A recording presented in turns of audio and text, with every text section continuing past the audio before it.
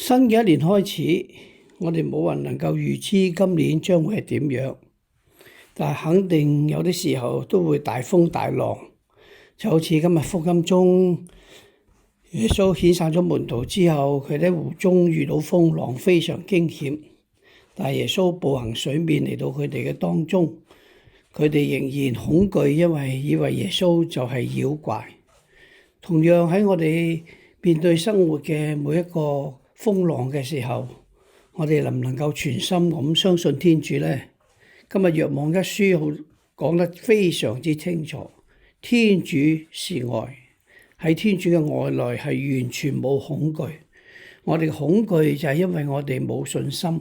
我哋嘅恐懼就係因為我哋唔能夠真正咁交託。所以讓今日兩篇聖經都幫助我哋，使到我哋能夠全心信靠天主，喺一切風浪之中，主會為我哋平息一切，就讓我哋好好咁去處理同埋面對。